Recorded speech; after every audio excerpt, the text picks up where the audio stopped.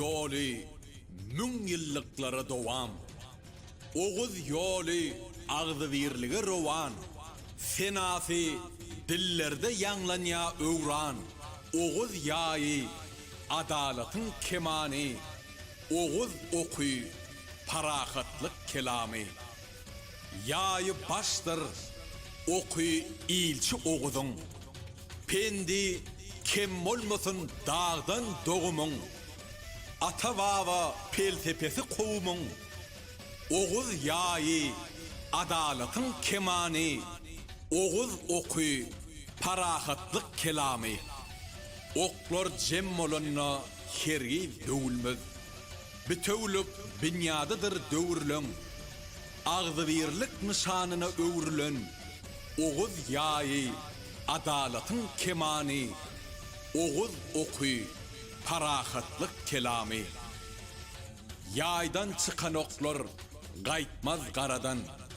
Ok kulludur, hemrafıdır yaradan. Ulu sili bir ağzı garadan. Oğuz yayı adalatın kemani.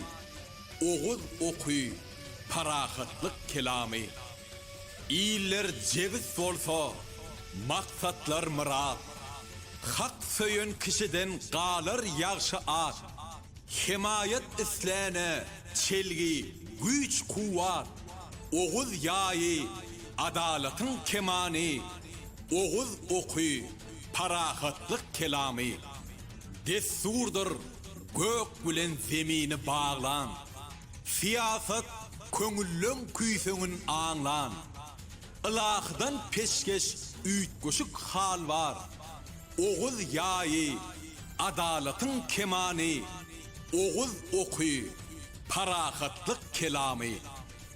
Çağı yayran ilim coşğa kalp bugün. Adın zavıd etmiştir törün kalpların. Dostluğun eyledi dünya halkların. Arka dağın insan perver kelami. Oğuz yayı adalatın kemani.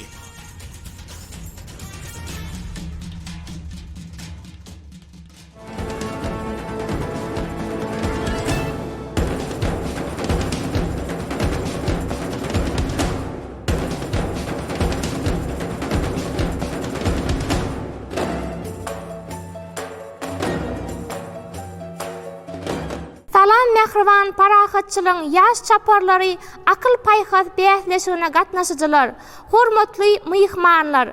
Bugün biz hormatly prezidentimizin ýürüýtek karary bilen Türkmenistanyň Daşary işler ministrliginiň halkara gatnaşyklar institutuny täze döredilen yaş diplomatlaryň mekdebi tarapyndan gurnulýan parahatçylığın yaş çaparları atly akıl payhaz bähleşigimiziň ikinji tapyryna başlaýarys. Akıl payhaz bähleşigimiziň ikinji tapyry Parfiýa we Hun döwletleriniň diplomatiýasy hemde diplomatik depler atly tema bagşlanýar. Bilşimiz ýaly Türkmen halkynyň gadymiyetde şöhraty dünýä ýaýran Parfiýa döwleti, Hun döwleti Türkmen halkynyň diplomatiýasynyň taryhyny parahat süýjülikli, insanperwer gatnaşyklary ýola goýan döwletler hökmüne tanalýar. Hormatly prezidentimiz özüniň parahatçylyk sazy, dostluk doganlyk sazy, Türkmenistan bir taraplyň mekany, Türkmenistan büýük köpek ýolunyň ýüregi atly kitaplaryny Parfiýa we Hun Türkmen döwletleriniň goňşy döwletler bilen alyp baran parahat süýjülikli gatnaşyklary hakyna giňişleýin maglumatlar berýär. Hormatly prezidentimiz özüniň Çay, Milhem hem Ilham atly kitabyny büýük köpek ýolunyň mühim çatyry hem Türkmen ýyly, Türkmeniň ýaşaýan ýurdu bolupdyr. Bu ýoldan ilkinji kerwenler gatnap başlan döwürlerde häzirki Türkmenistanyň çäklerini goňşy sebitleri hem öz içine alan kuwatly partiýa şalygy güllep ösüpdir. Erzak şanyň döreden bu döwleti öz döwründe ýer ýüzüniň iň güýçli döwletleriniň biri hökmünde taryh hatyna orun alypdyr diýip belleýär. Doğrudanam şu gün ýaş çaparlarymyzy taryhyň jümmüşine alyp gitmek, erzak şanyň adalatly siýasatyna göz ýetirmek, mirasymyzyň gymmatlyklaryna syýahat etmek üçin Türkmenistanyň döwlet medeniýet merkeziniň döwlet muzeýine başlamagy makul bildik. Parahatçylygyň ýaş çaparlary akyl paýhas bäsleşigimiň başyny Türkmenistanyň döwlet medeniýet merkeziniň döwlet muzeýiniň gadymy döwrüň taryhyna degişli bölümünden başlamagy makul bildik.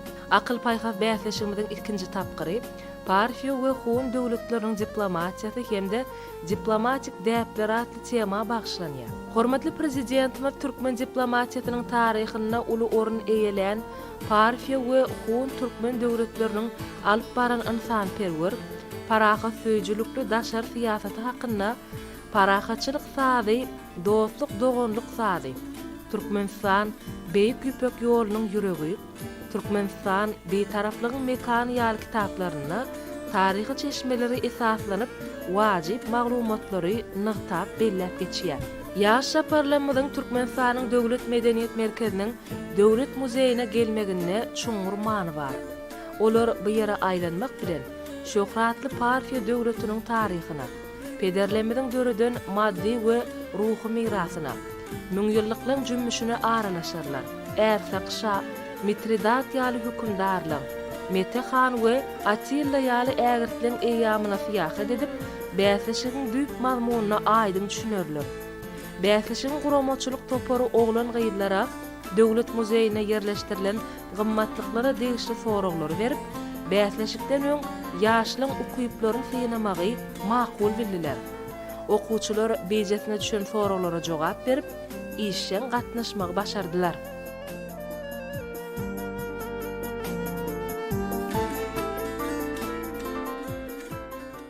Ýaş çaparlar Türkmenistanyň döwlet medeniýet merkeziniň döwlet muzeýine ançyk döwrüniň taryhyna degişli bölümde Büyük Parfiýa döwletiniň taryhyna degişli gymmatlyklary görüp, olar bilen içiň tanyşdylar.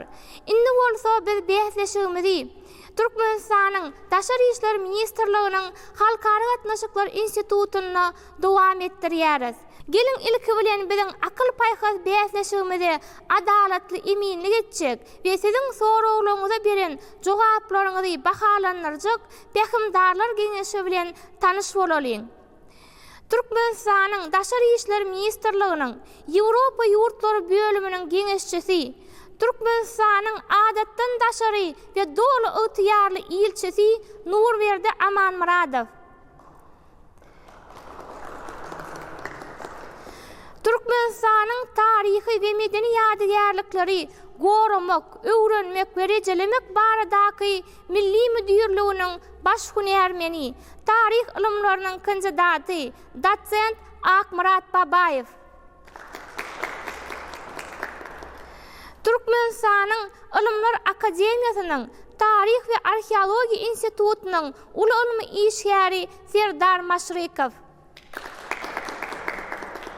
Hormatly emin agzalarymyz, behimdarlaryň geňeşi, sizi şuňky bäsleşigimizde hoş gördük. Ilki bilen size hormat bilen şu bäsleşigimizde ýaş çaparlarymyzdan soraljak soraglar bukçasyny açyp bermeňizi haýyş edýäris. Hormatly akyl paýhas bäsleşigine gatnaşy ýaşlarymyz, sizi ýene-de Türkmenistan Daşary işler ministrliginiň Halkara gatnaşyklary institutyna hoş gördük. Häzir biz siziň üçin niýetlenen soraglaryň bukçasyny açýar, size soraglamy berýär. Açdyk. Indi bolsa ýaş çaparlarymyz bilen tanışalyň. Aynabat Hydyrowa Balkan vilayatynyň Balkanabad şäheriniň 17-nji orta mektebiniň 11-nji synp okuwçysy. Rus we ingliz dillerini özleşdirýär, biologiýa, chemiýa dersleri we fikirçilik ugrup ýagdyrlanýar. 2021-nji ýylda Altın asrın altın zekiyinleri ders bäsleşigini çäklerini geçirdiyen, okuw dersleri boýunça dörejülük taslama bäsleşiginiň vilayet tapgyryna seviýe uğru boýunça 3-nji orna münasip bolan. Aynur Döwletýarova Daşol vilayetiniň Könürgen şäherindäki Daşar ýurt dillerine ýöretülüşdirilen 8-nji orta mektebiniň 10-njy synp okuwçysy. Rus, ingliz dillerini özleşdirýär, tarih dersi we ingliz, nemis dillerinde gyrklanýar. Beke Cemal Annanurova Aşgabat şäheriniň 87-nji orta mektebiniň 9-njy synp okuwçysy. Rus, ingliz dillerini özleşdirýär. Güç toýnamak bilen ýakynyň gyrklanýar. Dany bilim merkeziniň şahadatnamalaryna eýe bolar. Hydyr Ýylkybaýew Aşgabat şäheriniň Ruhnama adynaky ýöretülüşdirilen 28-nji orta mektebiniň 11-nji synp okuwçysy. Rus we ingliz dillerini özleşdirýär, tarih dersi bilen gyrklanýar. Spordyň basketbol we futbol görnüşleri bilen meşgullanýar. Kerim Muradow Aşgabat şäheriniň 41-nji orta mektebiniň 11-nji synp okuwçysy. Rus we ingliz dillerini özleşdirýär, tarih dersi we dörejülük bilen gyrklanýar. 2021-nji ýylda altyn asryň altyn zekiyinleri ders bäsleşiginiň şäklerine geçirilýän okuw dersleri boýunça dörejülük taslama bäsleşiginiň döwlet tapgyryna insanperwer uğru boýunça 3-nji orna münasip bolan. Pena Ferdarow Mar vilayetiniň Mar etrabynyň 11-nji orta mektebiniň 10-njy synp okuwçysy. Rus, ingliz dillerini özleşdirýär, geografiýa, matematika dersleri bilen gyrklanýar. Spordyň basketbol we futbol görnüşleri bilen meşgullanýar. Selvinia Rahmanowa Aşgabat şäheriniň 87-nji ýöretülüşdirilen orta mektebiniň 10-njy synp okuwçysy. Rus, ingliz dillerini özleşdirýär, tarih dersi bilen ýakyndan gyrklanýar. Ihlas Halif Maýa Kuliýewa adynaky Türkmen Milli Konserwatoriýasynyň ýanyndaky ýöreti saatçylyk mektep internadynyň 10-njy synp okuwçysy. Rus, ingliz dillerini özleşdirýär, tarih dersi we dörejülük bilen gyrklanýar.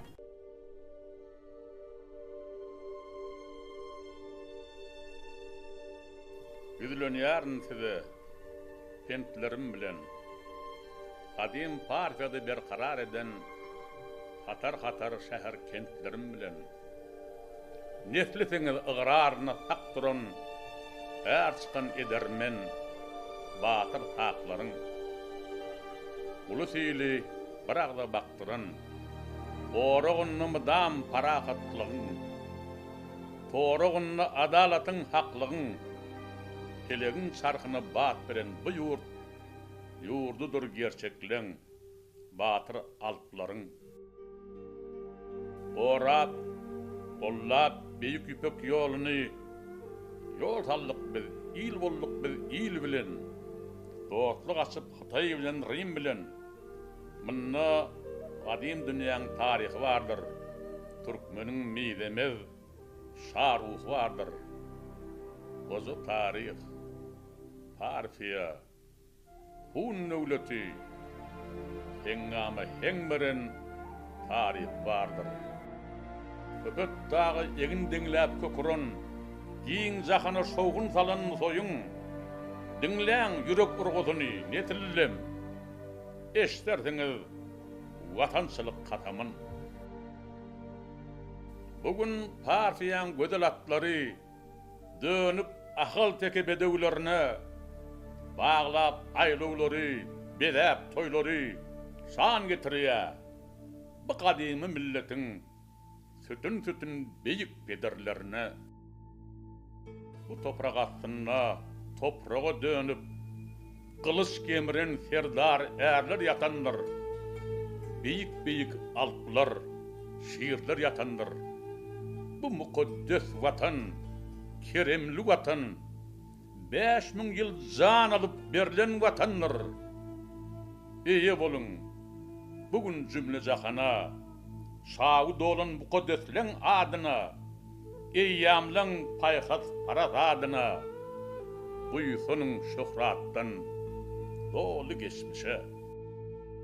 Gadymny soýdun Aşgabada çen Türkmeniň partiýa şa döwletinden garaşsyz bir tarap Türkmenistana, gadymny soýdun dünýä ýaňtalan Aşgabada çelli dönüp destana, goja taryh gatbar gat bolup ýatyr. Bu ýurduň daglary düzdür sahraty, gadimetden ýadylan hat bolup ýatyr. Urup midemejek şäher galatyn, tuğ dikip gerşinne her bir zamanyň kederleri ýol goýup külli netline öwrendir bu ýurduň mukaddeslige. Buýsunyň il halkyň hakydatyna, pähim parasatly hakykatyna, onuň beýik mirasyny öwrenin. Baýhym beýik halkyň, şöhratly halkyň, şan şöhratly nesillerine öwrülüň. Beýik pederleriň mertebetine şan getirin. Ösüň, galkyň, beýgelin, ýaýyň päk ynamy, parahatlygy.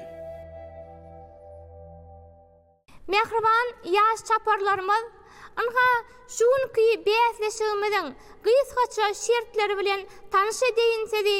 Hormatly prezidentimiz özüniň eserini Oğuzhan atamyzyň her bir ýürüýüşiniň özününni, parahatçylygyň, agzybirligiň duranlygyny, ýaýyň hökümdarlyk, PK'nın bolsa ilçi diýilip kabul edilen hakyna giňişleýin maglumat berýär. Doğrudanam anha şul altyn ýaý Oğuzhanymyzyň parahatçylyk nişany, altyn ok bolsa biziň ilçilerimiziň nişany bolup, bir karar döwletimiziň bagtyarlyk döwründe parahatçylyk süýji Türkmenistan döwletimiziň nişany hökmünde bäsleşigimiziň merkezine yerleşdirilenler. Hormatly prezidentimiz bir taraplygymyzyň 26 ýyllyk toýunyna Türkmen halkymyza parahatçylygyň senasy bolan Ýaşasyn parahat durmuş atly şöwrüni peşkeş berdi. Anha bugünkü gün siziň ýürekleriňiziň senasyny öwrüljek bu goşgy hemişe Türkmenistanyň parahatçylyk senasy hökmüne ýanglanar. Elbetde şul bäsleşigimizi görşüňiz ýaly Oğuzhan atamyzyň gaýdýan 8 gurşuk görnüşli halyň üstüne dursaňyz. Biziň mürzelerimiz size Oğuzhan atamyzyň altyn PK'my bilen her biren dogry jogabyňyza sizi bahalandyrar. Şol esasyna hem siz ýodajyklar esasyna Oğuzhanyň altyn ýaýyna bir ädim golaýlaşarsyňyz. Oğuzhanyň altyn ýaýyna yeteneňizde bolsa siz ýeňiji hökmüne yglan edilersiňiz. Gelin inni bolsa bäsleşigimiziň birinji tapyryna başlaýyn.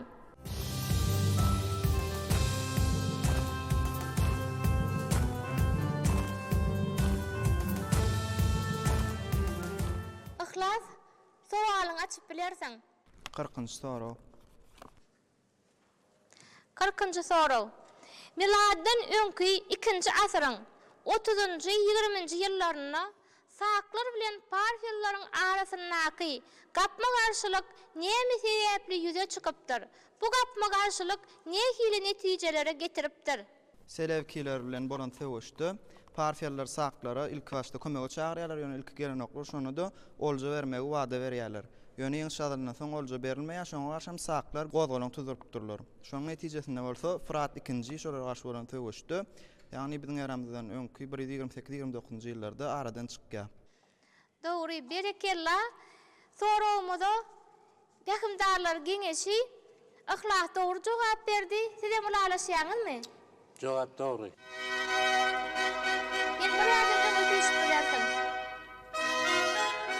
Indiki ýaş çaparymyz Silvin ýaz sorawyňy açyp bilersiň. 51-nji soraw. 51-nji Birinci soru. Alimlerin fikrine göre Parfiya döwletiniň nesil başçysy Ersaq şanyň ady näme many anladypdyr? Ersaq şa gatymert we batyr bolýa. Ersaq şa pon taýpalaryndan bolýa we 247-nji ýylda Parfiýanyň döwletini eýeleýär. Ersaq şanyň manysy mert we batyr diýmek manyny berýändir. Peýgamberler giňeşi ulalaşýaňyzmy? Jogap bilen. Doğru jogap. Bolýa, tilbenýär. Bir adam öňe süýşüp bilersiň. Pena soruň açyp bilersiň. 60-njy soru. 60-njy soru. 9-njy asyrda ýaşan Arap awtory Jahil Türkmeniň 4 gözü bar. İkisi yüzünü, ikisi ýeňsesini diýip ýalypdyr. Sowal şeýle.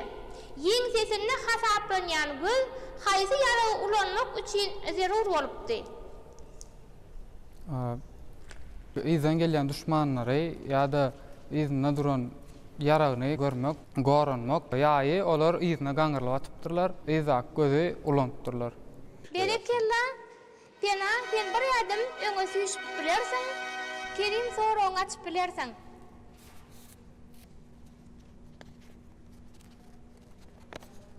42-nji soru. 42-nji soru. Parfiya döwleti Rim imperiýasy bilen hoş niýetli goňşuçylyk hakynaky ulalaşygy haçan we neçe möhletde baglaşypdyr? Bile ulalaşyga gelinmeginiň esasy sebebi näme bolupdyr? Jogap berýän. Aýday. Parfiya döwleti Rim imperiýasy bilen 120-160-njy ýyllar aralygyna 40 ýyllyk şertname baglanşýarlar. Munyň esas sebebi şo Parfiya urşundan soň olar aralarynaky söwüşi ýatyryp aýyrmak isleýärler. Şeýle hem haýsy garşydaş döreýär günne orda. Kerim Önsör menim urup duray. Ozal şoýerde Grek Baktriýa döwleti bardy. Şoň ornuny döredi şo. Parfiya bäsle hökümine güýçlenen döwlet. Grek Baktriýany gözüňe getirhany. Alalaşam şoň üçin, şol döwlet üçin. Olamur güýç bolupdy. Soraň birinji ýarmyna gaty gowy dogry jogap berdi. Ikinji ýarmyna kynçylyk çekdi, ýöne soraga kanagatly jogap berdi diýip kabul et bolar. Bolar. Bolar. Bolar, kabul edip bolar. Gutlaýar seni Kerim.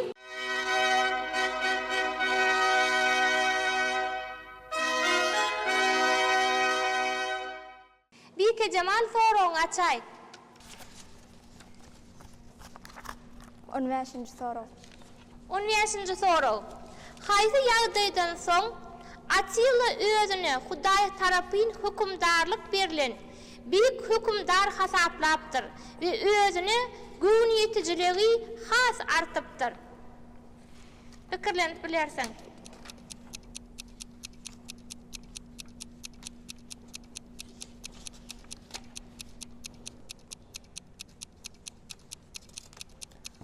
Jogap berse bolam. Atilla we öz dogany bilen ikisi Hun döwletini dolandyrýar. Hun döwleti dargaýar, Vengriýada mekan tutýar. Onuň dogany bilen ikisi Hun döwletini dolandyrýar. Özüni Hudaý tarapyn saýlanan hökümdar hasap edýär. Haýsy ýagdaýdan soň? Hun döwletini dolandyranda. Yok, Peýgamberler giňeşi Bike Cemal sorugyna jogap berip bilmedi.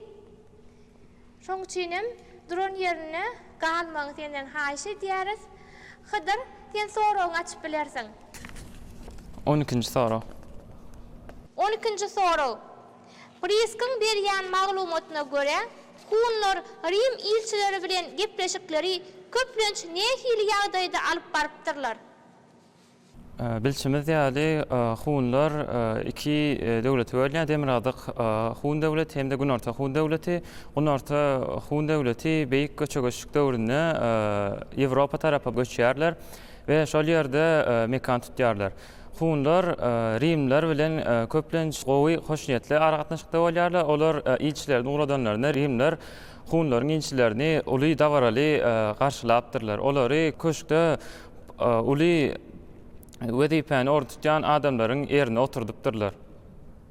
Edil şu taýy gerek bizim üçin soragymyzda da Hun döwletiniň hökümdarlary Rim ilçilerle gürleşende nähili şertlerde, nähili şekilde kabul etdiler, gepleşikler geçirtdiler. Hunlar çarwa taýpa bolan üçin agoýlarda kabul etipdirler. Kabul edipdirler. O gepleşikleri köplenç başka şertlerde geçirýän ekenler. Şol döwürlerde galan bir däpmi, desturmy.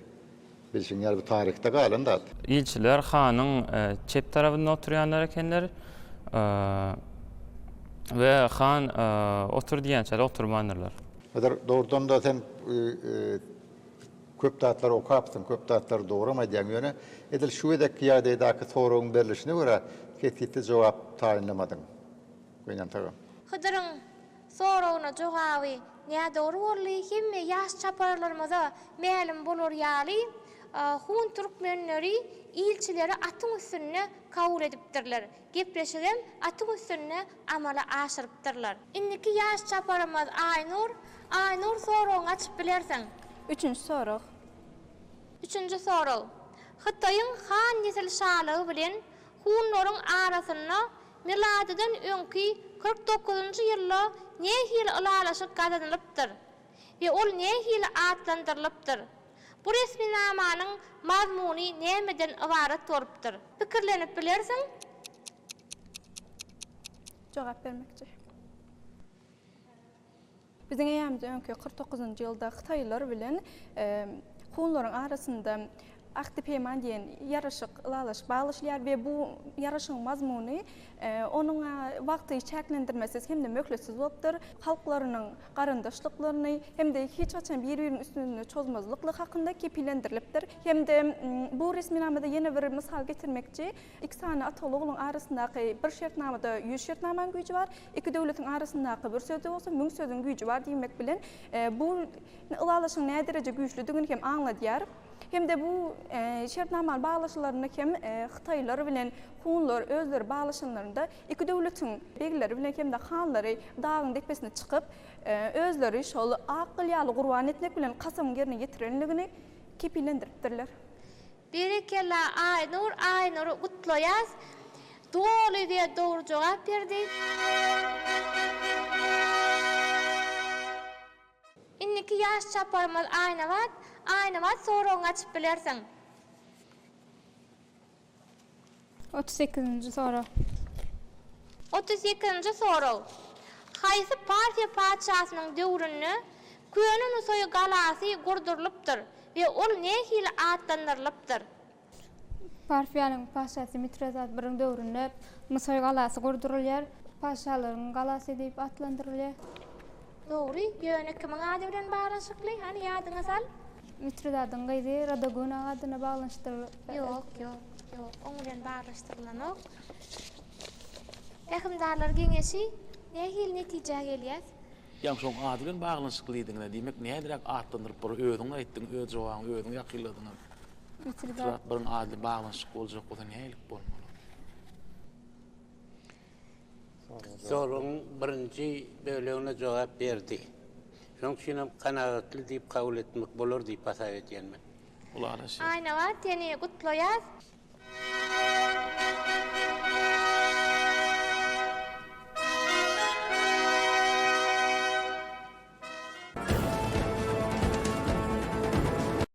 Indi akıl paýhas beýleşigimiziň ikinji tapyryny başlaýarys. Biziň ýaş çaparymyz Ihlas diýen soragyny açyp bilersiň.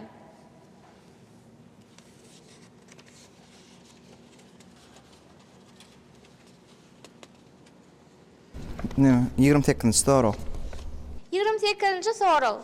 Hormatly prezidentimiz Türkmenistan Büyük Köpek ýolunyň ýüregi adly kitabyny Täze soýdun 10 kilometr çemesi uzaklykda ýerleşýän ýadygerlik, ýagny biziň iýamyzdan öňki 5000 ýyllykda dören haýsy şäher barada maglumat berýär. Bu ýadygerligiň taryhy gymmat hakynda gurrun beriň. Şo meniň pikirimçe Pardepe ýadygerligi bolmaly.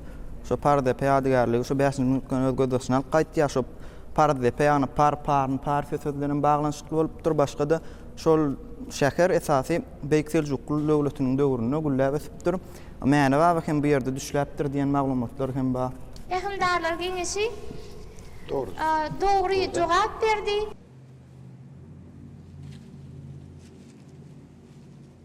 Ihlas sen bir adamyň ösüşip bilersiň. Inniki ýaş çaparma Selwin ýaz, soraň açay. 26-njy soru. 26-njy soru. Hormatly prezidentimiz Türkmenistan Büyük Küpek ýolunyň ýüregi adly kitabyny Nusoy şäheriniň adynyň gelip çykyş hakyna nähil rowayaty beýan edýär.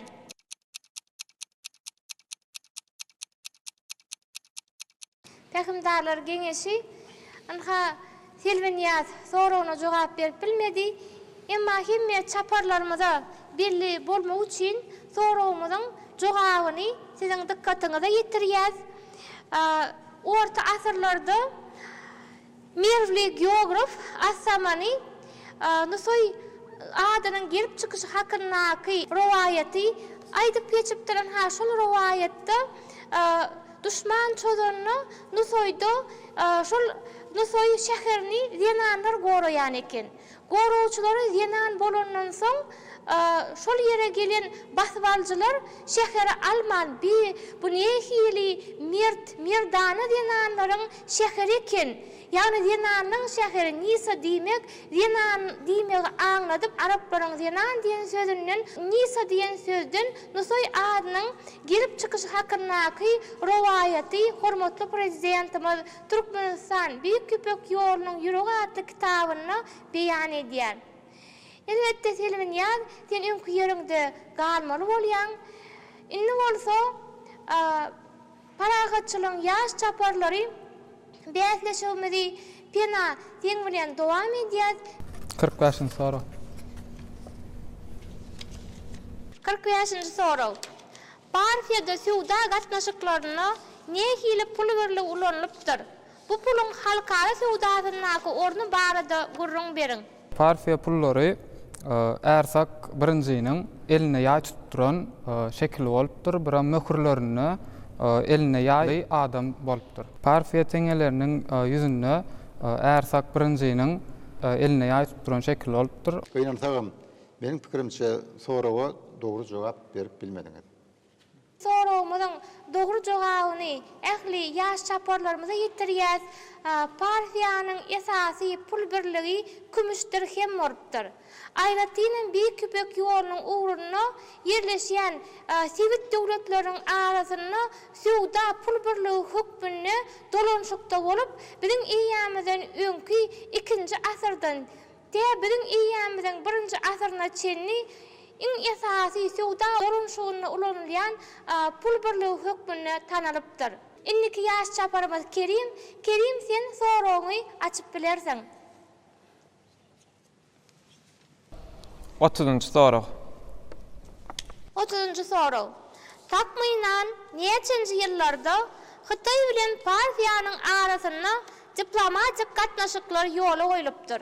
107-nji ýylda Hytaý elçisi Çyjansiýan günüň batýan ýurtlaryna ýörekçi ilçede uğradylýar. Ol bir näçe ýyllaryň dowamyny şo ýerde bolup, şol halklaryň däwini desturyny öwrenýär. Soňra bolsa, günüň dogýan ýurduna ýagny Hytaýa baryp, şol döwletler hakda gurrun berýär. Esasan hem partiýa hakda, onuň däpleri, düzgünler hakda giňden gurrun berýär. Şonuň esasynda hem şol wagtlary diplomatik gatnaşyklary ýola goýulýar. Kerim seni gutlaýas. Sen soragy dogry jogap berdiň.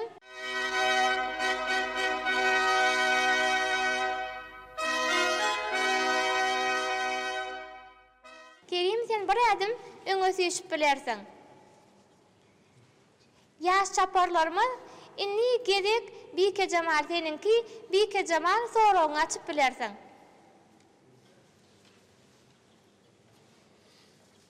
59-njy soru. 59-njy soru. Partiýa rowayatlaryna okuň we ýaýyň nähili atlary duşýar? Türkmen nusow edebiýatyna bu adalgalar adamyň haýsy beden agzalaryny suratlandyrmak üçin ulanylypdyr. Misallar getiriň.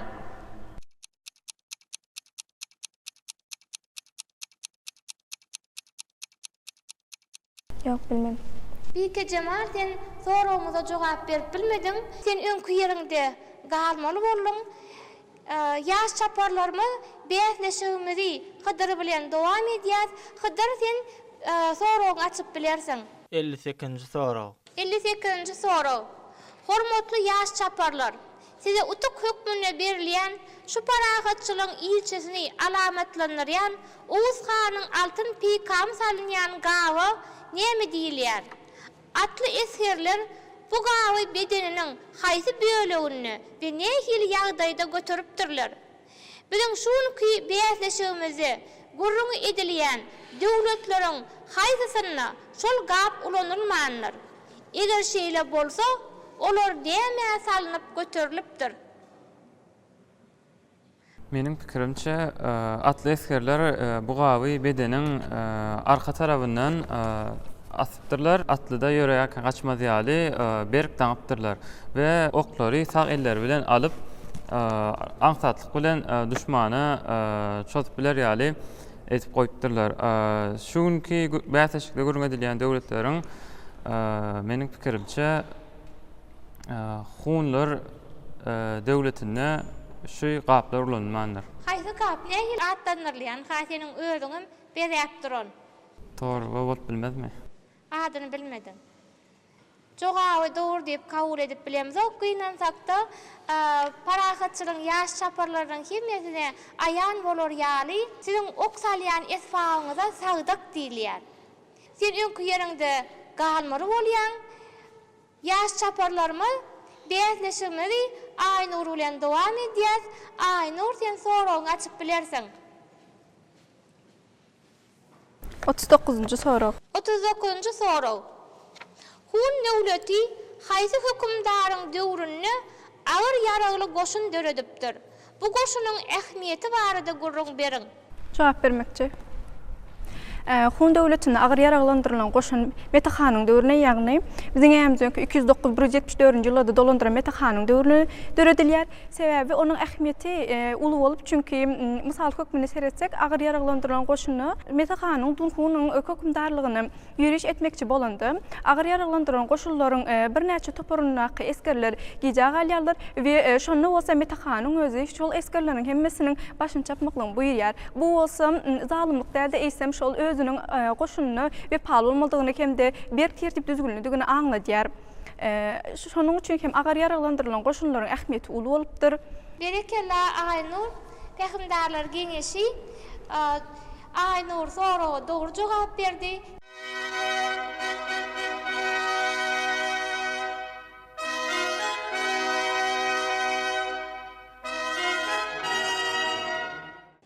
Ýaş çaparlarymyz beýleşigimizi aýna wagt bilen dowam edýär.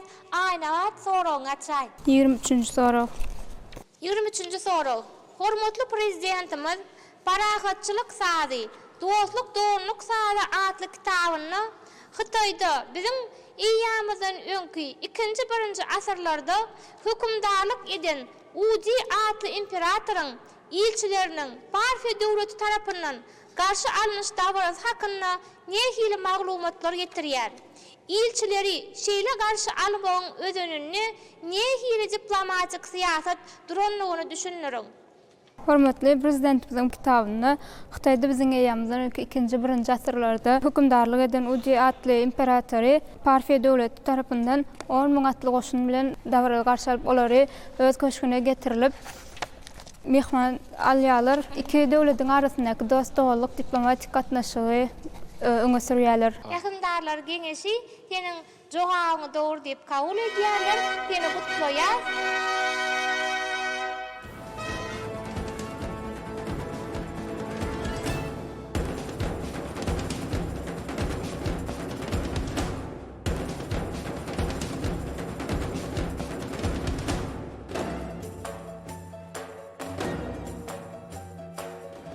Ýaş çaparlarymyz indi beýleşigimiziň 3-nji tapyryna başlaýarys.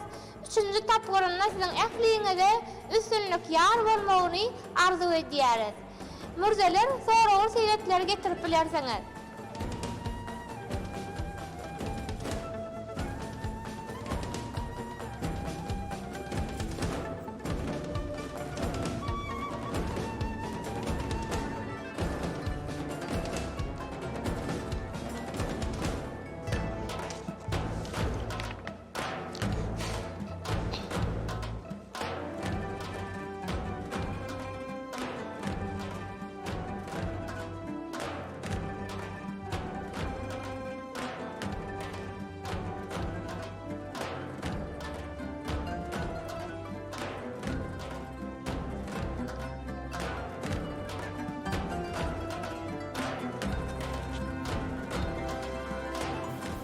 Bäsleşigimiziň 3-nji taparyny ihlas sen bilen başlaýar. Sen soragyny açay. 48-nji soraw. 48-nji soraw. Parfiyan diliniň we hatynyň ýadygarlykları nireden we haçan tapylypdyr? Ve olar nähili maglumatlar berýär? 1948-nji ýyldan 56-njy ýyl aralykda Könüň soýdy. Paşam köşüň diwanyň aşagyna 1,5 ming ogloy dokumentler tapyldy. Şolaryň mazmuny esasan salgyt boýunça bolup durýan şu üzümden alınýan şeraplaryň ýa-da başga owa hojalygyna degişli salgytlaryň mazmuny häsiýetli bolup durýar. Ihlas ýene gutlaýar.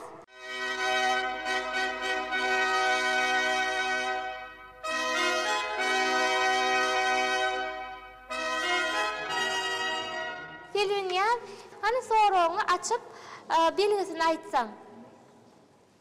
20-nji soraw. 20-nji soraw. Dünýä taryhynda ilkinji gezek Günnor döwleti Hytaý we Gunnatar döwleti Rim bilen diplomatik gatnaşyklar nirede ýola goýulypdyr? Mitredat ikiň wagtynda Rim bilen Hytaýyň arasynda diplomatik gatnaşyk soýda belenip geçilýän eken. Jogabyny dogry diýip kabul edýär.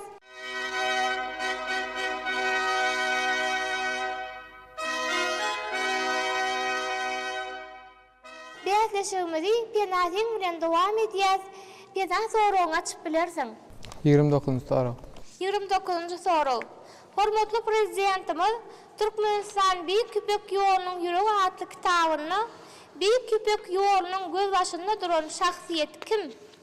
We onuň berýän maglumatlary hakynda nämeler bilýärsiňiz? Biz garaşýas. Jogabyň barmy penan? Ýok. Ýaş çaparlarymyz üçin soragyň jogabyny sen dikkatyňize ýetirýär. Alimler Büyük Köpek ýolunyň hereketini miladdan öňkü 2-nji asyrda Hytaý imperatorynyň ilçisi Şansiýanyň Gunnatar ýurtlary bunyň batýan ýerindäki ýerler bilen diplomatik gatnaşyklary ýola goýmak üçin uradylan zamanysy bilen baglanşdyrýarlar. 13 ýyldan uzak syýahatçylykdan we başdan geçirmelerden soňra günüň dowyan ýurduna dolanyp baran ilçi imperatora görün ýurtlary we halklary barady. Esasan hem şol döwürlerde güllep ösen partiýa barady ürem galakly gurrunlary berýär. Bu ýurdun baýlyklaryna we gözelliklerine gowanan ilçi altyn sow bedewleriň ýetişdirilýänligini hayran galmak bilen beýan edýär. Anha dogry jogamy şundan ibaret. Ýaş çaparlarymyz bäsleşigimizi Kerim bilen dowam edýär. Kerim sen özüň sowalyny açyp bilersiň. Arheolog mason Nusoydan tapylan şahbesint badalaryň biriniň bedegini haýsy milli türkmen oýunynyň sahnasynyň şekillendirilendigini belleýär. Irki döwürlerde bu oýun nähili atlandyrylypdyr. Ýaş çaparlarymyz anha şuň siziň bilen Türkmenistanyň döwlet medeniýet merkeziniň döwlet muzeýine syýahat etdik. Biz ritonlary ýakyndan gördük. Anha Kerim saňa häzir şu ritonlarymyzy eliňe almak mümkinçiligi döreýär. Mürdelerimizden ritonlarymyzyň birini Kerim'e bermegi haýyş edeliň. Bilişimiz ýaly Türkmen taryhynda partiýa döwletini hökümdarlar ilçilere garşy alyp gepleşikleri geçirenini olaryň gepleşikleriniň esasy bezegi jesur ähmiýetli önem bolan ritonlar diplomatik gatnaşyklaryna ul orun eýeläpdirler. Kerim sen soragyňy pikirlenen bolsaň jogabyny bize aýdaýsaň. Şu ritonlarda görüşmez ýalykem şol qadim döwürde parfelerde bolan owlak çapdy oýunyň şekilleri siňdirilipdir. Bu oýuna qadim zamanlarda gökbör diýip hem atlanyrlypdyr. Dogry, Peygamberler geňeşi Kerim soraga dogry we dogry jogap berdi.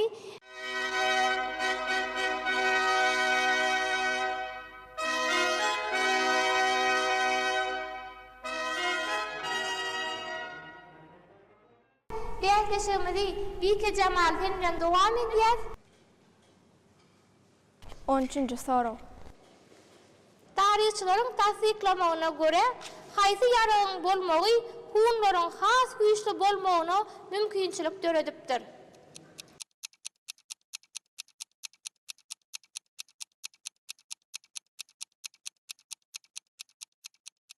Mening pikirimçe tarihçilerin tasdiklamağına göre hunların has güçlü yaraqları ok yaydır. Elbette yay doğru aytýan.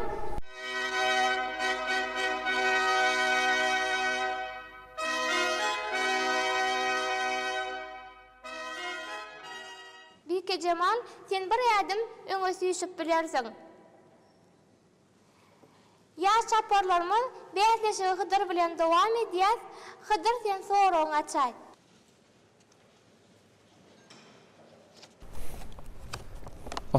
Soru. 31-nji soru. Taryhy Harran ýa-da Kara ady bilen giren söwüş näçinji ýylda haýsy döwletleriň arasynda bolupdyr? Söwüşiň netijet hakynda gurrun beriň. Tarihi Harran ya da Kara adı bilen giren söwüş biziň ýamydan öňki 53-nji ýylda Parfiya döwleti bilen Rim imperiýasynyň arasynda bolup geçýär. O söwüşde Rim imperiýasyndan Mark Kras, Rim serkerdesi we Parfiýadan süren taypasyndan bolan serkerde söwüşýärler. Bu söwüşde Mark Kras 42 000 goşuny bilen Parfiýa çözýär. Ol goşuny 3-e bölýär, merkezinde bolsa özi başçylyk edýär. Parfiýa goşunyna bolsa süren taypasyna başçylyk edip, 10 000 serkerde bilen goşuny 2-e bölýär. Bir goşuny Rim imperiýasyna, bir goşuny bolsa Ermenistana tarap iýerýär. Netijesinde Parfiýa goşuny Rim imperiýasynyň goşunyny derbidagyny edýär. Yeni şadanýar. Berekella Hydyr Peygamberler geňeşi doğru ve doğru jogap berdi.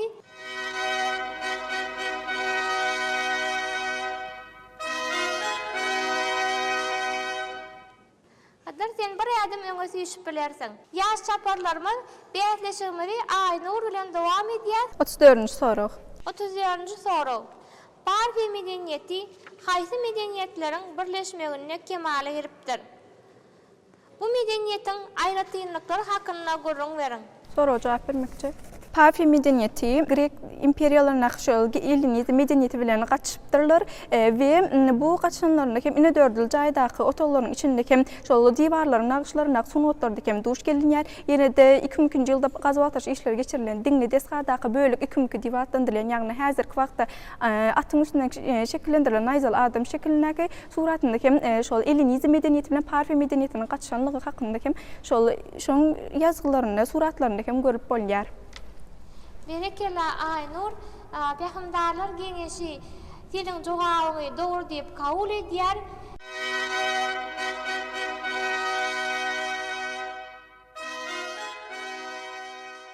Aynama soragyny açyp bilersiň. 16-njy soru. 16-njy soru. 449-njy ýylda Gulnatar Rim imperiýasyndan Hun hükümdary Atillanyň ýanyna ilçiler goýuberlenini, Rim ilçileri haýsy diplomatik protokoluň ýerine ýetirilmegini talap edipdirler. Näme üçin Attilla şol diplomatik düzgüni ýerine ýetirmeýänler? Aýna soragy düşnüklimi? Pikirlenip pikiriňi jemläp jogap berip bilersiň. 449-njy ýylda gündür Rim imperiýasy Hun döwletini basyp almak isleýär. Attila ilçi goýberip, ol döwlet bilen diplomatik protokol baglanşmak isleýärler. Attila ýöne döwleti basyp aldyrmak üçin düzgün ýerine ýetirmeýär. Aýna wagt soragymyza jogap berip bilmedi. Ýaş çaparlarymyz üçin soragyň dogry jogabyny seniň dikkatiňize ýetirýär. Attila özi kabul etmeli ilçileri diplomatik düzgün boýunça özi kabul etmeýär. Sebebi ilçilerin öňünden onun janyna kasy etmek hakynda dinduşuk Guranlygyny öňünden bilýär. Ana şol sebäpli hem ol ilçileri özi kabul etmeýär. Soragymyzyň dogry jogaby şeýle aýna wagt sen öňkü ýerinde galmany bolýan. Behrawan ýaş çaparlarymyz şunuň bilen bäzleşigimiziň 3-nji tapyryny tamamlaýarys.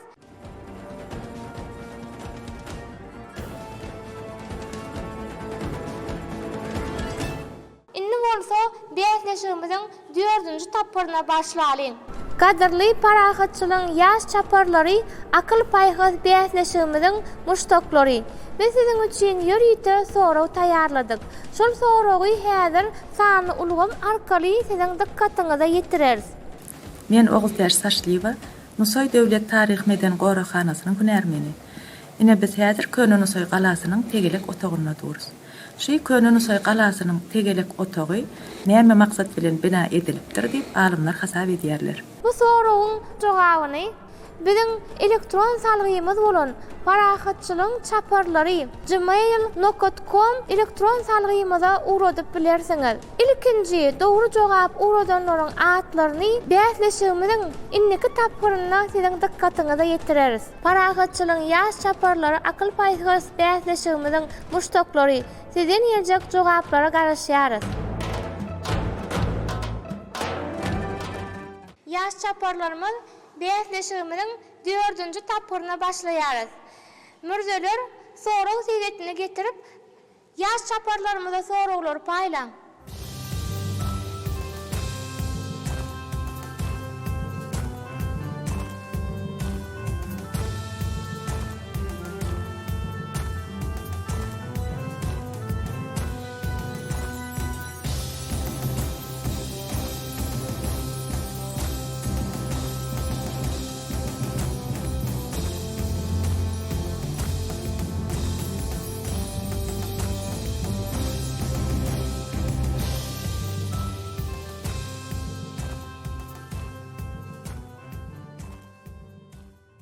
Ýaş çaparlarymyz siziň jemleýiji tapyrymyza golaýlaýaňyz. Häzir siziň üçin iň bir tolgundurjy pursatlar, şol sorawlara has jogapkärlik çemireşip, pikirlenip jogap bermeňizi maslahat berýäs. 4-nji tapyra ihlas bilen başlaýas. Ihlas sorawyny açyp bilersiň. 17-nji soraw. 17-nji soraw. Gunnawar we Gunwata Rim imperiýasynyň 5-nji asyrda Hun Türkmen döwletine ilçilik goýberlerini ilçileriň ýanyna ýene kimleri ekitmeklik däwe urulypdyr. Ahla sorawyň düşnüklimi? Pikirlenip jogap berip bilersiň. 452-nji ýylda Atilla Gunwata Rim imperiýasyna söz etdi. Şonu Valentinaň uýasyna öýrenmek bahana bilen şu Rimiň öňüne gelýär. Şoňa tewella edip Rim papasym onuň ýanyna barypdyr, ilçileriň ýany bilen başgaça da şonuň gapdaly mürdeler, ýagny hat ýazançylarym gidipdirler. Tähimdarlar geňeşi size ýüzlenýäs. Jogap dol delýäni düşünje bar şu. Sorawyňa jogabyny kabul edýärler. Inniki sorawlarda has giňişleýin jogap bermeňi maslahat berýär.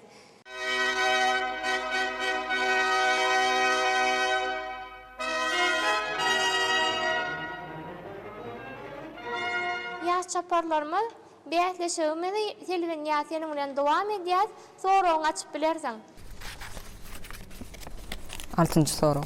6-njy soraw. Büyük Hun hökümdary Metehanyň Hyty hökümdary Xiaowen'i ýadan namasyny iki döwletiň arasyndaky diplomatik gatnaşyklary gowlanmak we parahyre täsirli pikirleriň bardygyny aýdyp beriň. Telefon ýa soraw düşnüklimi? Pikirlenip pikiriň jemläp jogap beräý. Men pikirim parahatlyk, awadançylyk durmuş öretçegini aýdýar. Belki Xiaowen bilen ýadan namasyny şu diňe 5 ýyl 10 ýyllar şu ömür boýy belki diplomatik gatnaşyklygymyzy gowsaklaryň diýip aýdanlygy mümkindir. Onuň daşyndan siýasat we ykdysady taýdanam bir-birlerine kömek etmegi mümkindir. Tähimdarlar geňeşi telefon ýaz sorawymyza dogry jogap berip bilmedi. Ýaş çaparlarymyza sorawyň dogry jogabyny ýetirelin. Şol namada şeýle diýilýär. Aramyzda bolup geçenler unutup köýeni lalaşygy täzelemek isleýärin. Edil öňkü bolşy ýaly serhetlerdäki halk parahatlyk içinde arkaýyn ýaşasyn. Kiçijek çağlar ulalsyn, ömürleriniň soňuna çenni arkaýyn ýaşap bilsinler. Nesilden nesile parahatlyk hem buýsanç içinde ýaşasynlar. Şuma haraçenni Xitay hukumdarlığından jogap almanlığımız üçün köşk veziri Heo Tsisiyanın üstü bilen namany göýenlerýäryn. Onun bilen birlikde bir düýe, 2 minilýan at, 8 araba atyny göýenlerýäryn. Eger hükümdar hunlaryň Xitay serhedine ýakynlaşmagyny islemeýän bolsa, serhed gullygyna serhetden uzaklaşmalaryny emretmeliler. Ine soragymyzyň dogry jogaby Selvinýaz, sen öňkü ýerinde galmar bolýan, ýaş çaparlarymyz bäsleşigimizi pena bilen dowam edýär. Pena sen soragyny açyp bilersiň. 36-njy sorag. 36-njy sorag. Arab taryhçysy Ibn Fakih özlerini Onop döwleti diýip atlandyran Turgeş kanyň Amiyat halifi Hisamyň ilçihanasynyň öňünde geçirilen dawalar ýürüýüşi hakynda nähir maglumatlary beýan edýär. Hormatly prezidentimiz Parahatçylyk sady, dostluk doğruluk sady adly kitabyny hem bu wakany aýratyn belläp geçýär.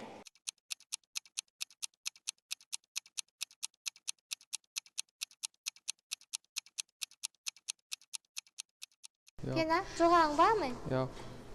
Şol soragyň jogabyny ýaş çaparlarymyzyň dikkatyna ýetirýär. Arab taryhçysy Ibn Fakih on ok goşunynyň Amiyat halifi Hisamyň ilçihanasynyň öňünde geçirilen dawaly ýürüýüşi hakynda şeýle ýazýar. Günleriň bir güni Kagan atatlaryny, onuň ýanynaky 10 san adamyň hersiniň eline baýdak bardy. Ol maňa özü bilen bile gitmegi tawşyrdy. Tiz wagtdan biz kiçirek tokoy bilen gurşulan bayra barıp ýetdik. Gündüz ýany bilen barýan 10 adamyň birine elindäki baýdagyny ýaýmagy buyurdy. Baydak ýalpylap gitdi. Yaraglanan 10.000 atly esker peýda boldy we olar çaq-çaq diýip gyýgyrdy. Olar bayryň eteginden nizama düzüldüler. Olaryň ýolbaşçysy paçanyň öňünden atly ýörep geçdi. Baydak götürjüler ýyly-ýylyna baydaklaryny ýaýardylar. We her ýerek bayryň etegine 10.000 atly nizama düzülýärdi. Baylanmahaly bayryň etegine dipesinden dawanyny çen ýaraglanan 100.000 sany atly esker nizama düzüldi. Ýaş çaparlar soragymyzyň dogry jogaby şeýlerek bolmaly. Pena sen öňkü ýerinde galmaly bolýan ýaş çaparlarymyz bäsleşigimizi kirim bilen dowam edýär. 22-nji sorag. 22-nji sorag. Hormatly prezidentimizin Türkmenistan bitarawyny belleşýäli Parfiýa döwleti miladan öňkü 1-nji asyrda haýsy döwlet bilen bitaraplyk baradaky şertnamany baglaşypdyr. Kerim pikirlenýär, soň bize jogap berýän. Meň pikirimçe Xitay döwleti bolaýmasyn. Soragy. Dogry jogap bermediň. Ýaş çaparlarymyz bäsleşigimizi Bike Cemal bilen dowam edýär. Bike Cemal bilen soragy açyp bilersiň. 8-nji sorag. 2-nji sorag. 4-nji asyrda hunlar Ostkotlaryň imperiýasyny basyp almazdan öň saklar, dağlar, parlar ýaly Türkmen halkynyň ata-babalary hasaplanýan ýeňilmezek haýsy halky özüni birikdiripdirler. Bike Cemal soragy düşünükmi? Pikirlenip bize jogap berip biler. Bike Cemal soragy jogaby ýok. Ýaş çaparlarymyz bu soragy bilen size ýüzlenýär. İçiňizde soragyň jogabyny bilýän bolsa, ilkinji el gallyrana Peygamberler giňeşi jogap bermäne ruhsat berýär. Ahlas jogap berip bilersiň. Aral bilen Don derýasynyň aralygyna ýaşaýan alan taýpalaryny boýna gidipdirler.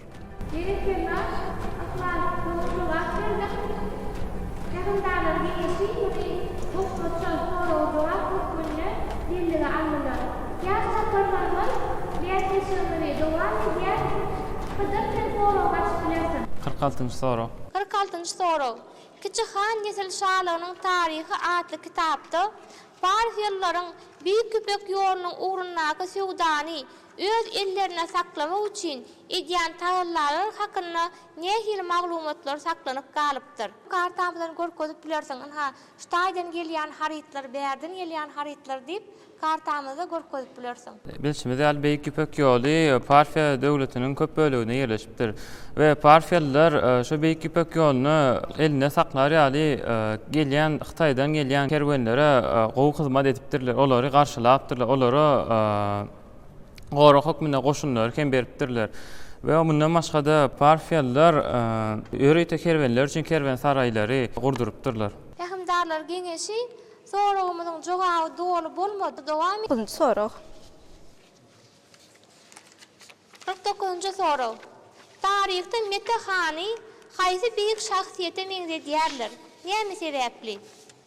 Taryhda Metahany beýik şahsiýetlerden biri bolan biziň ýamyzyň 3-nji müňyl geçen Oguzhan atamyza meňzedýärler we onuň şol esas sebäpleri hem Metahany hem Edil Oguzhan ýaly danalygy, akyllygy, salihatlygy bilen tapawutlanýar. Hem de onuň özüniň şol goşunlaryna hem bir tertip düzgünleriniň bolmagy, däpde sulan ýerine ýetilmegi hem Edil Oguzhan atamyz özüniň 24 agtygyny 24 taýpasyna bölüşýär hem Metahany hem özüniň 24 san agtygyny 24 taýpa bölüpdir we şu häsiýetler hem Metahany jemlenýän üçin Oguzhany meňzetipdirler we Oguzhan şol Metahanyň ogly Günhan hem güne çokynýan halk bolan üçin Gun diýen sözler hem şol taýpa şol Günhanyň ady bilen baglanşdyryp aýdýarlar. Berekella Aynur.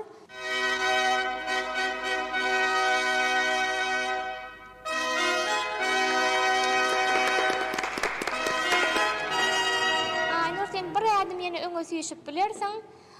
Oguzhan atamyzyň parahatçılık kemanına yeni bir adım öňe süýşdiň, seni gutlaýar. Parahatçylygyň ýaş çaparlary ha bähleşiň 4-nji tapyryň jemleýiji soragyny aýna wagt soragyny açyp bilersiň. 14-nji sorag. 14-nji sorag. Taryhda mark parahatçylyk ilalaşy ady bilen belli bolan men döwleti bilen Günnogar Rim imperiýasynyň arasynda 435-nji ýylda bağlaşılan ilalaşykda taraplar gepleşikleri nähili ýagdaýda geçiripdirler. Haýsy şertlerde ilalaşyga gelinipdir? Hunlar tarapyndan Rim ilçilerini kimler kabul edipdir? Mark parahatçylyk ilalaşygy ady bilen belli bolan Hun Türkmen döwleti bilen Günnogar Rim imperiýasynyň arasynda 435-nji ýylda bağlaşylan ilalaşykda Attila Rim imperiýasynyň öňünden çykyp olary atly goşuldy. Öňünden çykyp Attila garşylaýar. Aýna wagt sen soragyňa dogry jogap bermediň. Hähimdarlar geňeşi seniň jogabyny kabul etmediler. Şoň üçin sen öňkü ýerinde galmaly bolýan. Haýsy Mark parahatçylyk ilalaşygy ady bilen belli bolan Hun Türkmen döwleti bilen Günnogar Rim imperiýasynyň arasynda 435-nji ýylda bağlaşylan ilalaşykda Attila Rim imperiýasynyň öňünden çykyp olary atly goşuldy. Öňünden çykyp Attila garşylaýar. Aýna wagt sen soragyňa dogry jogap bermediň. Hähimdarlar geňeşi seniň jogabyny kabul etmediler. Şoň üçin sen öňkü ýerinde galmaly bolýan. Haýsy şol aýymyň içindäki goýulan gymmatlyklaryma üns beren bolsaňyz hem şol soragyň dogry jogabyny görüp bilerdiňiz. Ha şol ritualny görnüşi ýaly türkmenlerde bir at keramatly hasaplanýar. Atyň üstüne gepleşikleri geçirmek desuri bolup Rim ilçiler hem olar bilen bilelikde atyň üstüne gepleşikleri geçirmeli bolupdyrlar. Şol badanyň şekline hem biz onu görüp bilýäris. Parahatçylygyň ýaş çaparlary anha 4-nji tapyryby hem jemledik. Netijeler hakynda aýtmak üçin hähimdarlar geňeşine söz berýäris. Parahatçylygyň ýaş çaparlary atly akyl paýhat bähleşigimiň 2-nji tapyryna da 2 tany okuwçymyz, hat dogrusy Halif Ihlas we Döwlet ýaraba Aynur beýleki bähleşe gatnaşyjlarymyzdan tapawutlanmagy başardylar. Emin adalary häzirki wagtda bu 2 tapawutlaryň okuwçylarymyza goşmaça soraglar ýüzlenirler. Olaryň arasynda haýsynyň has uğur tapıcılıgyny, ukuyubyny, bilimini, münasipdigini kesitlemek üçin biz özümiziň bähleşigimizi 2 bähleşige gatnaşyjymyz, ýani Ihlas we Aynur bilen birlikde dowam ederiz. Sağolun hähimdarlar geňeşi ýaş çaparlarymyz Ihlas bilen Aynurdan dağlarymyz dünkü başlangıç yerine barıp bilerseniz, bäsleşigimizin 5-nji tapyryna ýürüýte emin agdalarymyz siz üçin soraw çeker. Aha şol sorawdy ilk bolup eline galaran jogap berer. Şolaryň içinde de has uğur tapyjyňyz, has ýeşiliňiz saýlanar. Mürdören sorawy seýredi, kähimdarlar geňeşine getirin. Hürmetli yaşlar, bäsleşigimiziň şertlerine ma'lum bolşýaly her bir gatnaşyjynyň özüniň jogap beren sorawy bardy. Şolar boýunça şeýle hem gatnaşyjylarymyň, bäsleşige gatnaşan ýaşlarymyň jogap berip bilmedik halatyna başga goşmaçy jogap hökmünde jogap berilen bahalar jemlendi. Şu iki baha boýunça Halif Ihlas Parahatçılık nişanı bolan Oğuz Han'ın altın peygamının 2 tanıtını münasip bolýar.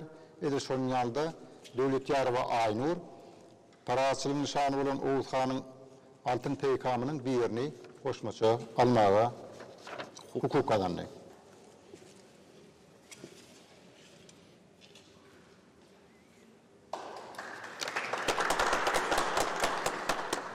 Mürdeler emin agdalarymyzdan sorawy seýredi getirin.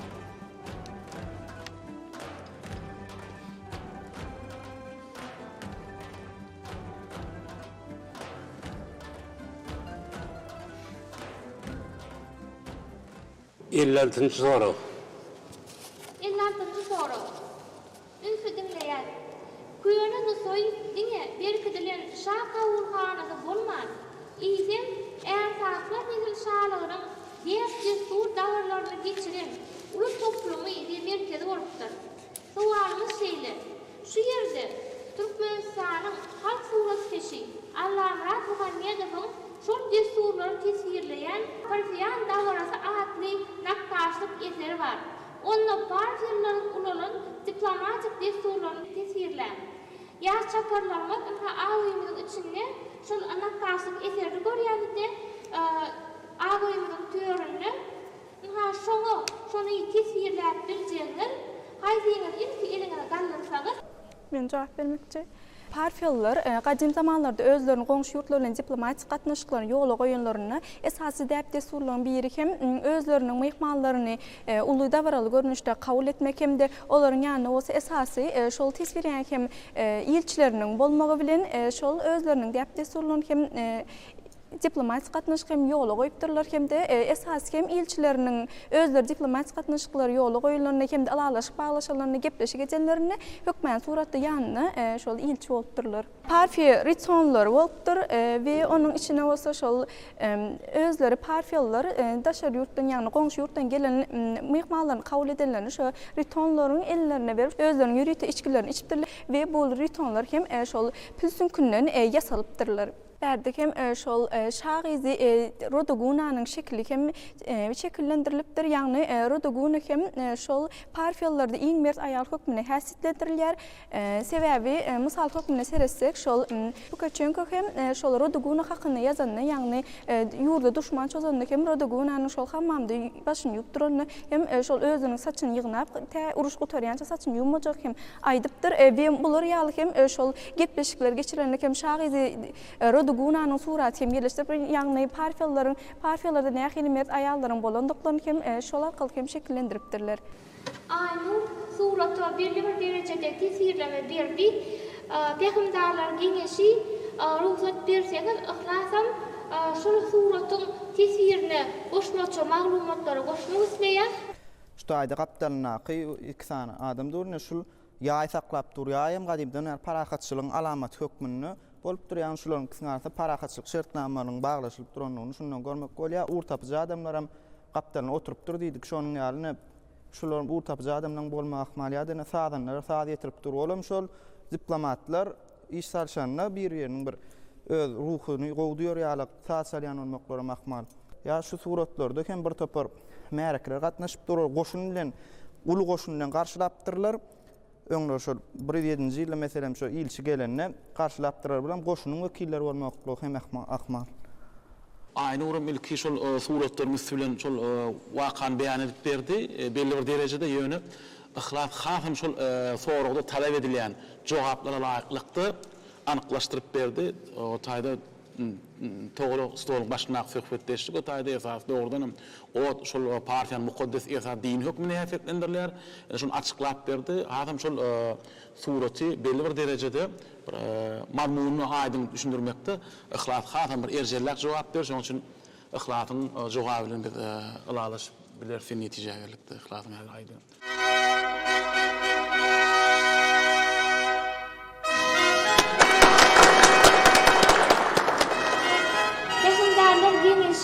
Ýüzde sanly ulgam arkaly taýýarlanan soragymyz hem bermegi makul bilýär. Häzir şol soragy hem dikkatyňyzy ýetirýär. Haýsyňyz ilk bolup eliňe gallyrsaňyz, şol hem soraga jogap berer. Garagatçylygyň ýaş çaparlary atly akyl paýhas bäsleşigine gatnaşçylara şeýle soragym bar. Häzirki wagtda türkmen arheologlary bilen bilelikde haýsy ýurdun alymlary Nusoy ýadygarliklerini öwrenýärler we bu gazo barlyk işlerini daşary ýurtly alymlardan kim ýolbaşçylyk edýär? Ýaş çaparlarymyz sorag jogaby barmy? Rus alymlary ýolbaşçylyk etýän bolmakda. Klasın jogaby dogry. Häzirki wagtda Nusoy galalaryna türkmen arheologlar bilen bilelikde Rusiýanyň Ilimler Akademiýasynyň Arheologiýa institutunyň topary bilelikde arheolog gazu barlyk işlerini alyp barýarlar. Şol gazu barlyk işlerini ihlas üstüne ýetirip bilerdi. Şol gazu barlyk işlerini Türkmenistanyň Magtumula adına halkara bayramynyň eýesi Viktor Nikolaýewiç Pilipko ýolbaşçylyk edýär. Sağ olun peýgamberler geňeşi, senin soragyň jogabyny kabul etdiler.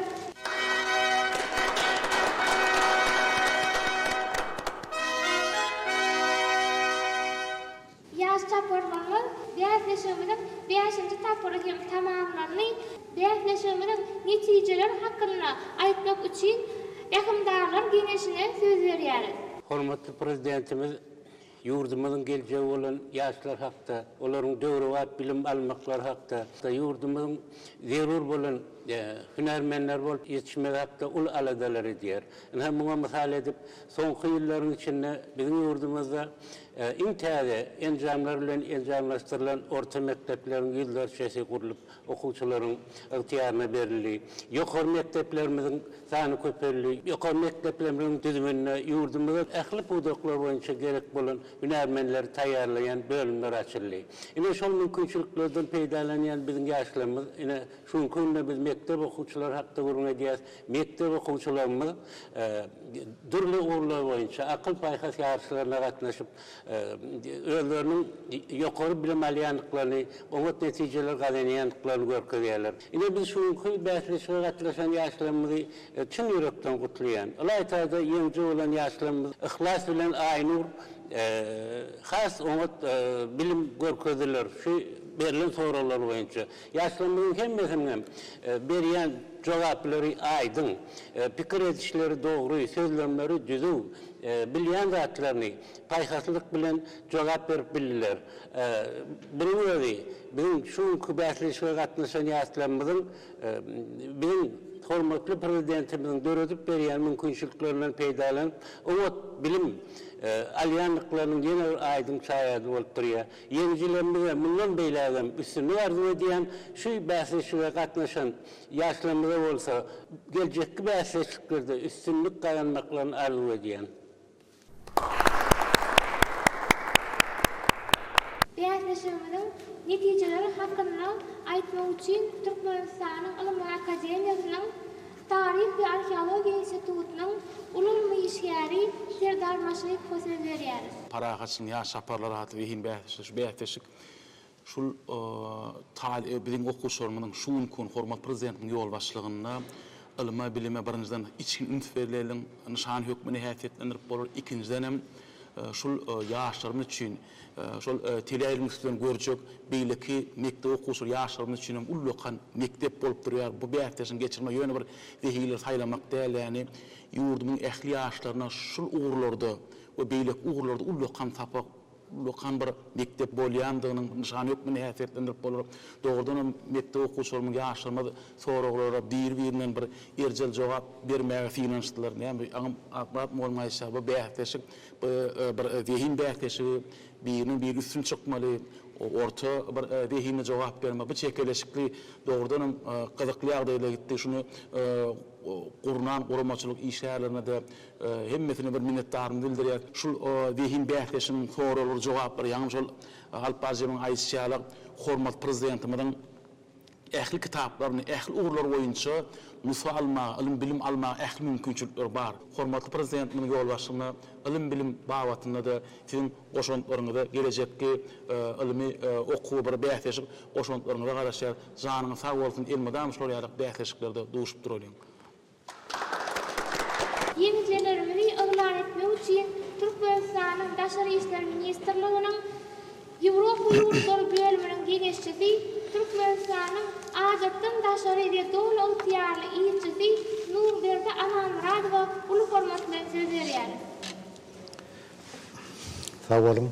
Yeniçilerimizi ıglan etmek bilen bir hatarda şu bähtäşige gatnaşan, yani yeniçileriň derejesi yetip bilmedik beýleki ýaşlarymyza, mektep okuwçylarymyza hem hiç şeýle ruhdan düşmeligi, hatyrtyna ondan erjel ýapyşyp inniki bähtäşiklere gatnaşmaklygy, hukuk kazanmaklygy, ol ýerde de üstünlük kazanmaklygy men size de arzu edýärim. Bähtäşigimiziň yeniçileri hökmünde goýulan soraglara, şeýlem goşmaça soraglara erjel jogap bermegi başaran iki tane gatnaşyjymyz bähtäşigiň yeniçileri bolan Halif Ihlas we Döwletýarowa Aynur, biz emin adalaryň adyndan ikiňidi şu bähtäşigimiziň yeniçileri diýip uglan edýäris.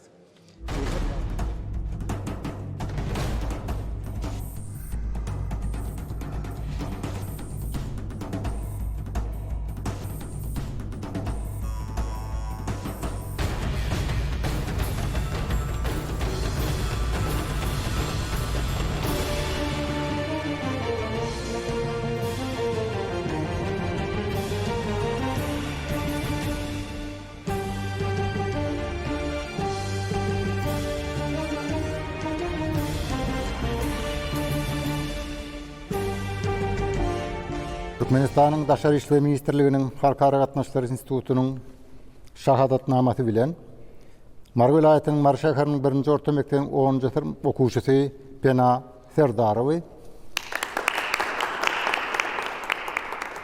Aşgabat şäheriniň 41-nji orta mektebiň 11-nji synıp okuwçysy Kerim Muradowy, Aşgabat şäheriniň ýürütülüşdirilen 28-nji mektebiň 11-nji synıp okuwçysy Hydyr Ýelkebaýewy, Balkan vilayatynyň Balkanawat şäheriniň 17-nji orta mektebiň 11-nji synıp okuwçysy Aynawat Hydyrawany, Aşgabat şäheriniň dil derslerini çoňlaşdyryp öwredýän 87-nji ýürütülüşdirilen orta mektebiň 11-nji synıp okuwçysy Selwinyaz Rahmanowany,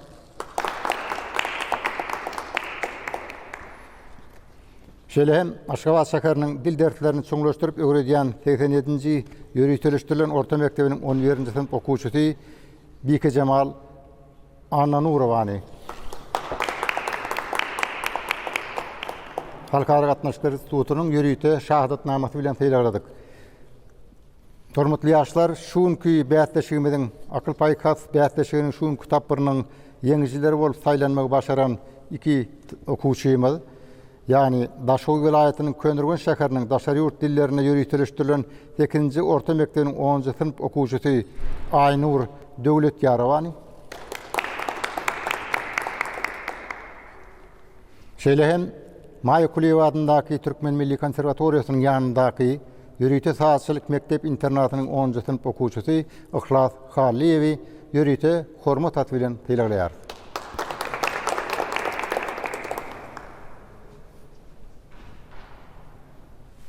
Kutlu olsun.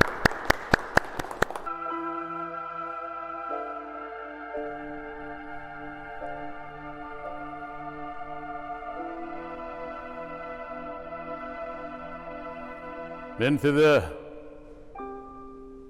bir hikayet aydyp bereyin, Şuwan oğlum.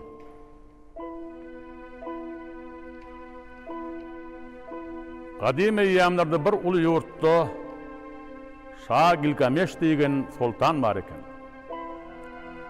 Kullun bir gününde goza Gilgameş çağıranmış üç oğlunu ýanyna. Diýenmiş. Gara ýere girmeden öň ataňy sizi yrra etsi. Ulu oğlum, meýliň aýt. Bolýan boldum üçüň ýeri bölü vere yetýän ýeri.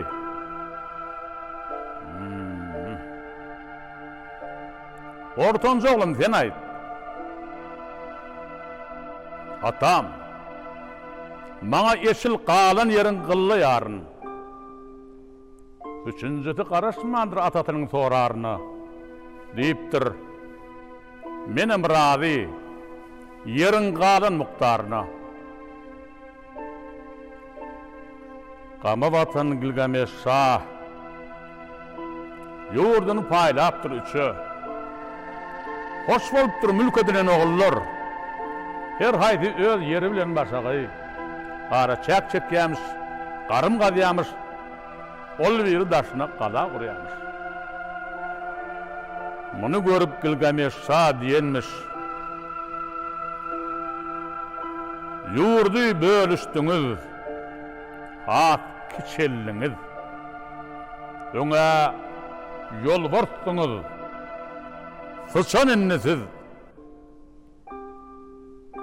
Öň sizden gorkallar tutup ýerler. Öň sizden gaçarlar ýetip ýerler. Netije çykaryň şundan oğullar.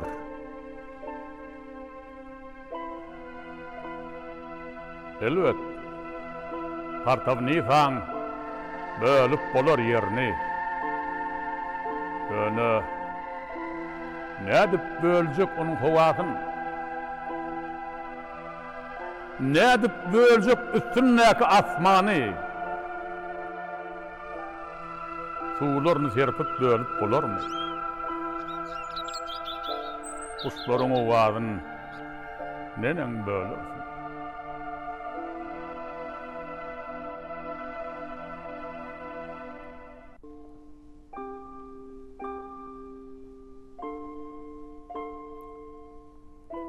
Şükür.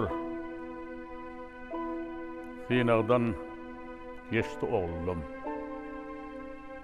Birisi vefaly, biri öldürmen. Ey Tanrım, edenine şükür ederim.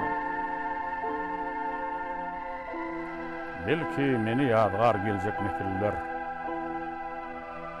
Ýadykly men oğullarymyň öňünde. Ýöne ýylyň günüň ýurduň bagtyna gara çekilmetin erteki bir günni. Hatta günä etmelen bolsa men sena turup ertak demişe taýýar.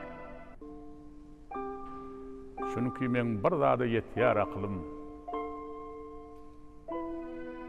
Kim oturjak bolsa soy tagtyna eni ata oğlu gyýba, venana bolan söýgütiniň baryny jemläp, watan ýen söze sığdyrmaly bar. Taňrynyň birligine inansa iýliň, watanyň birligine inansa her kim. İl saatına, sada uysa halkyna, diňe şonna, bu soýyly kalkyna.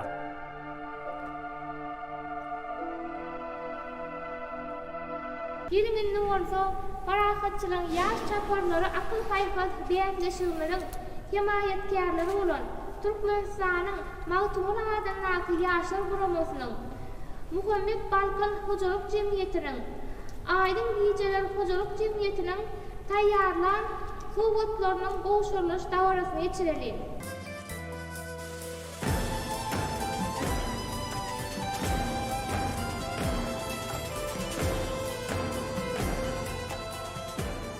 Mehriban parahatçylyň ýaş çaparlary beýleşigine gatnaşyjylar. Anha şunuň bilen Bäsleşigimizin ikinji tapyryny geçirip gutarýarys. Ýaşlar üçin öwrenmäni, döretmäni, giň mümkinçilikler döredýän Türkmen döwletiniň halkara awraýyny gün saýyn bilinne gallyrýan hormatly prezidentimize köp sag bolsun aýdýarys. Hormatly prezidentimiziň jany sag, ömür uzak bolsun. İl yurt tehritli, umumy adamzat işleri ilmi damary waşlyklara beslensin. Parahatçylyň ýaş çaparlary akyl paýhas bäsleşigimizi gurnamana ýardym beren himayetkarlarymyz bolan. Türkmenistanyň magtul adamnaky ýaşlar guramasynyň merkezi giňeşini, Penagatçylar we telekeçiler birleşmesini, Awadan haly açyk görnüşli paýdarlar jemgyýetini, Muhammed Balkan hojalyk jemgyýetini, Aydın Gijeler hojalyk jemgyýetini, Türkmenistanyň milli ýaý atajylyk hijratyna köp sag bolsun aýdýarys. Türkmenistanyň telewizniýa, radio gepleşikler we kinematografiýa bardaky Döwlet Komitetiniň miras teleýaýlymy we Türkmenistanyň Daşary işler ministrliginiň Halkara gatnaşyklar institutynyň okuw studiýasy bilen birlikde Parahatçylyň ýaş çaparlary adly akyl paýhas bäsleşigi Türkmenistanyň Daşary işler ministrliginiň Halkara gatnaşyklar institutyna ýazgy edildi. Parahatçylyň ýaş çaparlary akyl paýhas bäsleşigimiň ikinji tapyryny gurnamana ýardam eden Türkmenistanyň Döwlet Medeniýet Merkeziniň Döwlet Muzeýiniň agzybir işgärlerini Türkmenistanyň Medeniýet Ministrligine köp sag bolsun aýdýarys. Hormatly prezidentimiziň jany sag, ömrü uzak bolsun. İl yurt tehritli işleri ilmi damy rowaşlyklara beslensin. Bäsleşigi alyp bardy Türkmenistanyň Daşary işler ministrliginiň Halkara gatnaşyklar institutynyň muallimy Aýna Baýmuradowa. Hoş sag bolun.